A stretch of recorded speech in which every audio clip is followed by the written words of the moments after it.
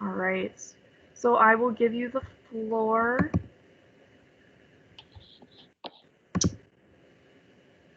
Okay, great. My name is Shannon Hersage, and I work for the University of Strathclyde in Glasgow, Scotland. I'm just going to share my presentation with you so I can kind of talk you through some of the highlights of the university and tell you a little bit more.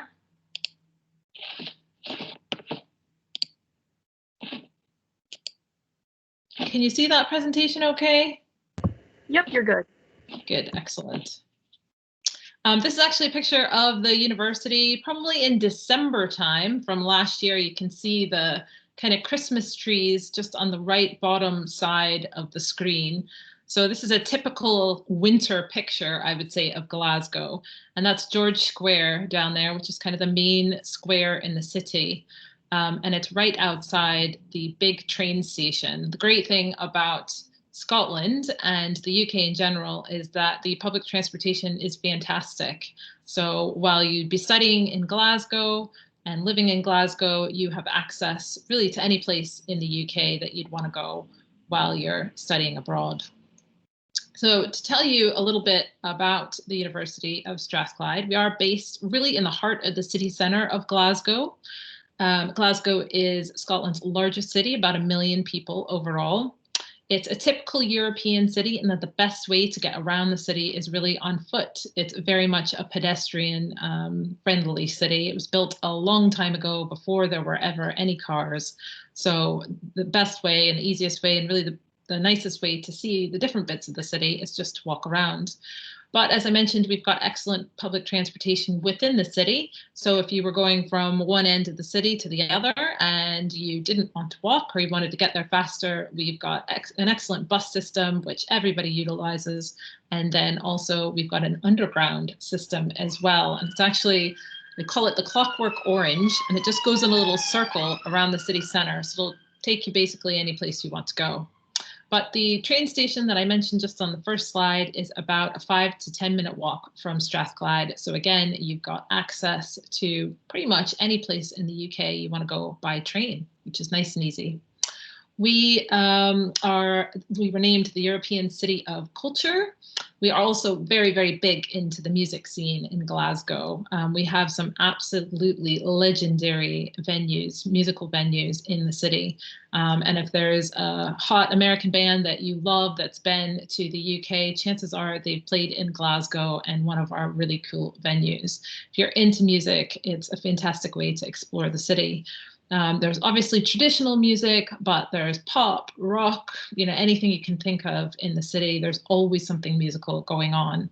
And in fact, we've got a big musical festival every January as well in the city. So if you want to hear some good Scottish music, it's definitely the way to explore it. So maybe come in the winter then, second semester.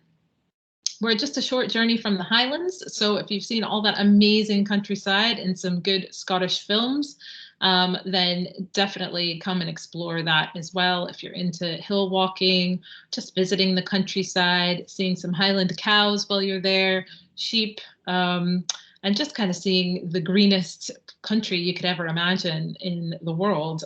Scotland's really got it all. So why study at Strathclyde? Well, we're known as the place of useful learning, which means basically that our degree programs and our classes prepare you with not only the theory behind the subject that you're studying, but also the useful tools that you need for once you leave university. So the degree programs are very much structured to give you those essential kind of real life world tools that you need in, to have a career and in the working world. We've been the winner of 4 times higher awards, including UK University of the Year twice, last year and also in 2012. And we're the only UK university to win this award twice. And then also for 2 different awards within our business school. We've got about 440 undergraduate programs and PG courses as well, about 200 undergrad and the rest being postgraduate programs. So because it's a large university, about 17,000 students, we've got a huge choice of different programs that you can select from. We also work with many of the big shots in the industry world. I know that Wisconsin-Stout has lots of engineering programs, and we work with many companies that then go on to hire engineers, including Boeing and Rolls-Royce, for example. We are divided into 4 different faculties. We use faculties like Americans would say colleges or schools. So they're basically just 4 different subject areas. Engineering will probably be, well, it would be the faculty where we would have received the most Wisconsin-Stout students. Then there's humanities and social sciences, the Faculty of Science, and the Strathclyde Business School. We've got about 15,000 full-time students overall, about 11,000 undergraduates. We're very much an international university, so we've got 16% of our student body is international. But the thing that I personally really like about Strathclyde is it is very much a Scottish university as well. So when you walk around campus, you will hear Scottish accents wherever you go. And you'll be living with Scottish students in your student accommodation. So it's a nice blend of international, but very much a Scottish university. Chances are, if you come and study with us, you will go home with one of your Scottish flatmates, or one of the Scottish students that you met in your class, and go home for a Sunday dinner or for a holiday or something like that. And it's a great opportunity to just get to know what a Scottish family is like and see what a Scottish house looks like. So in terms of the faculties then, just to give you a little bit more information about the different subjects within the faculties. Again, the Faculty of Engineering will probably be the most popular one for Wisconsin-Stout students. We've got architectural studies, biomedical engineering, chemical and process engineering, civil engineering, design, manufacturing, and engineering management, electronic and electrical engineering, mechanical engineering, and naval architecture. Many students come and would take a variety of classes within the Faculty of Engineering. And then, of course, we do offer flexibility. So you might say, well, I'm majoring in civil engineering, but actually I'd like to take a humanities class as well. And there's very much that opportunity to do that as a study abroad student. Within humanities and social sciences, then, we've got the School of Humanities, Education, Psychology and Health, Government and Public Policy, and the School of Law. Then the business school is very well renowned. We are triple accredited, one of only 1% of business schools in the world that is triple accredited. We offer different subjects like accounting and finance, economics, marketing, entrepreneurship, business analysis, and then also HR. So a good variety within the business school as well. And then within science, we're very well known for our biomedical sciences, applied and pure chemistry, computer information sciences, maths and stats, and physics. Typically, when a study abroad student comes to us, they will take 60 Strathclyde credits for a semester. And this would normally equate to about 15 US credits. If you're a business or humanity, if you're a business student or a humanities and social science student, you normally would take about 3 courses. This would include normally 3 lectures and then tutorials to support those lectures. If you are science or engineering, these students tend to take more classes just because of the way the timetable works out and really just the difference in subject areas. So science and engineering students normally take, I would say, 4 or 5 classes, again, with lectures and then supporting labs. Normally when students come to us, they do take levels 1, 2, and 3, so sort of the equivalent of freshman, sophomore, and junior level classes. We do allow students to take honors years classes, which would be kind of the senior year, but for the most part, students tend to choose kind of the first, second, or third level. That you are studying abroad after all, and you don't want to pick something that's absolutely going to break you and just absorb your study abroad semester. So if possible, best to take some first, second, or third year courses. If there's a fourth year course you really want to take, though, then put that down on the application and we can have a look at it. Normally, students will take about 50% of their classes in one faculty, and then they might want to take a different outside subject. So I use the engineering example where a student would take predominantly civil engineering classes, but they perhaps want to take a class on Scottish history or Scottish politics or something like that, just to give them an opportunity and to take something a little bit different. We do ask students to put down the classes that they'd like to take on their application form, and that allows us to get pre-approval for your classes before you come and study abroad.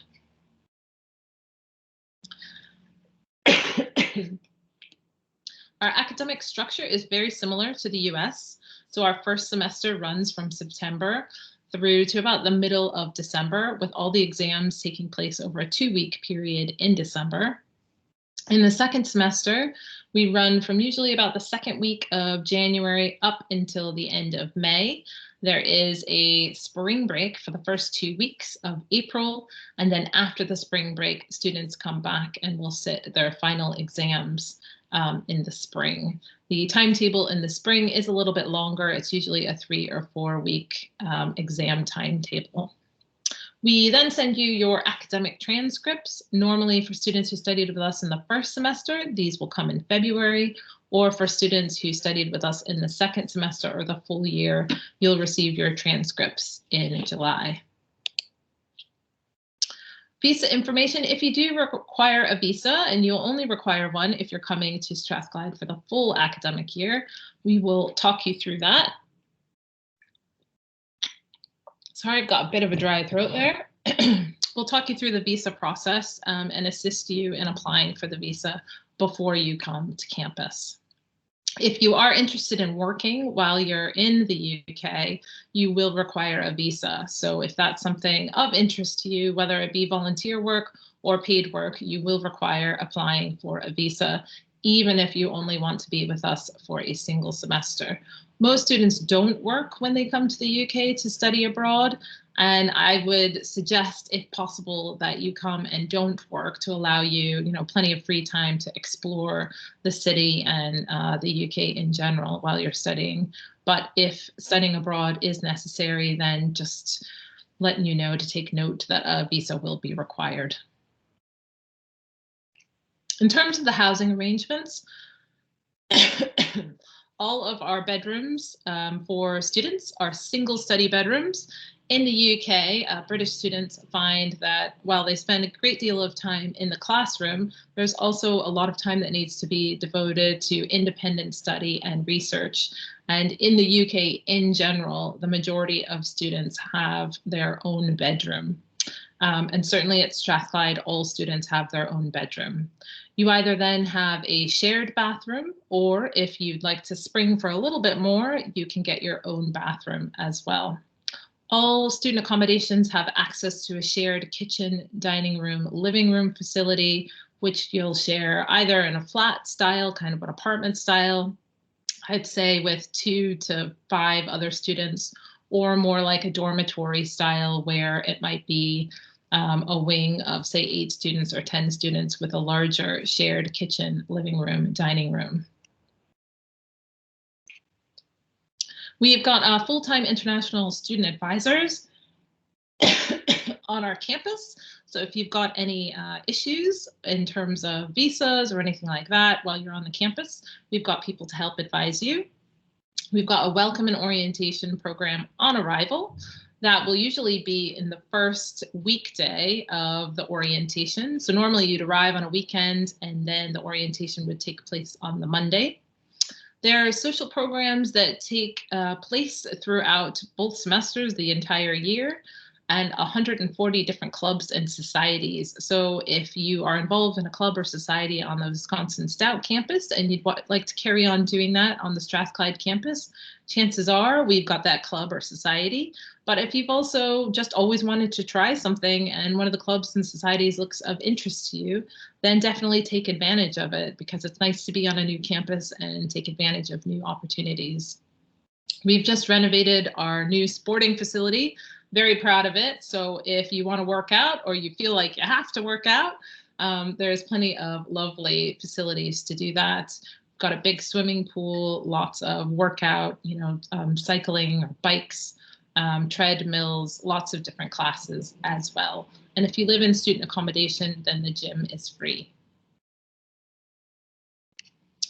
In summary, we've got a nice flexible program of study. So again, if you have a major at Wisconsin, but you want to take, an outside subject or something like that, you can take classes right across the university. You can study for a semester or for a full academic year. The exams that take place in the first semester do take place before the holidays, the kind of Christmas holidays, so you don't have to come back for exams. We've got on-campus student housing, which is guaranteed for our study abroad students. City center location, apologies. And we're in a great location for visiting other parts of Scotland, the Highlands, and also, of course, London while you're in the UK.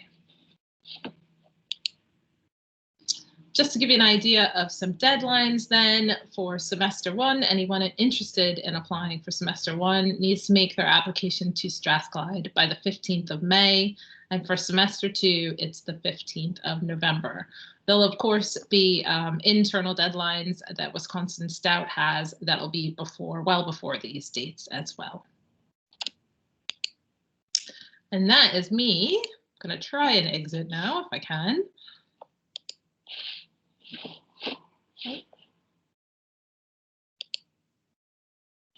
Ooh, I think I did that properly, did I? Yes, thank you. Let me get this up. And then I do have a few questions for you. Sure. So could you walk through the process of when a student arrives? How do they get to the campus? Does someone meet them there? How does that work? So we do have airport arrival meet and greet staff. So during the arrivals weekend, we'll have either student ambassadors or international office staff who are at the airport and can help guide students. We also offer airport pickup. So we'll arrange for the students, apologies, to get a taxi to the campus. But saying all of that, we are located very easily within the city center. So if a student arrived in Glasgow, they'd have absolutely no problem making it to campus themselves. There's buses, there's trains, and there's taxis that very easily go into the city center. It's about, I'd say, about a 20-minute journey in a taxi from the airport to the accommodation. Students are asked to arrive at the weekend and they'll be given access to the accommodation office to collect their keys and check in. And then we've got a week-long orientation that takes place in September. And we've got another orientation in January as well. You mentioned accommodation. Do students have a choice of what kind of accommodation they want, or is it at random base? They can certainly, they will put down a preference as part of the application form, and we'll try and allocate them as best as we can. It's quite similar to a US accommodation application form in that we ask students what their interests are, if they're quiet people or partying people. We do have some single gender accommodation as well, so if they prefer that. I would say there's more flexibility for the students arriving in September just because we're allocating all the housing then, whereas for the students coming in January, we might not be able to give them their first choice.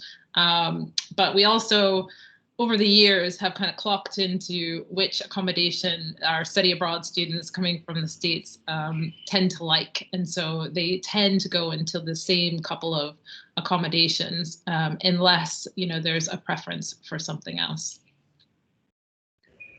And then you also mentioned the week-long orientation. Are there other ways that students can meet other exchange students or students who are already from Strathclyde? Yeah, absolutely. So during the orientation, I mean, we'll have one for all exchange and study abroad students, so they can meet students that way. And there's also, most of the departments will have, or the faculty's wider, but a lot of the departments, like say the politics department or psychology or something like that, will have individual department orientations as well, just for our exchange and study abroad students. So they'd be in a smaller cohort then, and they could meet students that way. We've also got a group that is specifically for exchange students. It's like one of our student clubs, and for exchange and study abroad students who are new to the campus and just want to meet people and get connected. We were doing a lot of that virtually this year, but traditionally it's in-person social events. So it might be a pub quiz at the local pub quiz or the local pub, or it might be a tour of Glasgow, or lots of different activities that the students can get involved in. But there's a whole week of orientation too, of social events. And then there's also a club and society fair that'll take place during that orientation. So students can go around and see all the clubs and societies, and they can sign up for whatever they want to sign up for. I would say the average keen student usually signs up for like 6 to 8 clubs on that day, gets really excited, really enthusiastic. And then by the end of the semester, they're probably like genuine members of maybe 1 or 2 of those clubs, just because life gets in the way. But it's a great opportunity, for students to get involved in extracurricular activities.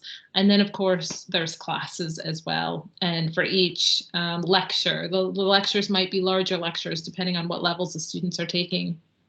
But there's smaller tutorials for the humanities and social science students, which will be between 10 and 15 students, or smaller labs for the engineers and the science students. And that's a really good opportunity for students to get to, kind of chat to other students and get to know them. Certainly the Scottish students will be in the classes and things like that. And then also in the accommodation, I would say the majority of study abroad students end up becoming really good pals with the students who they live with in the halls.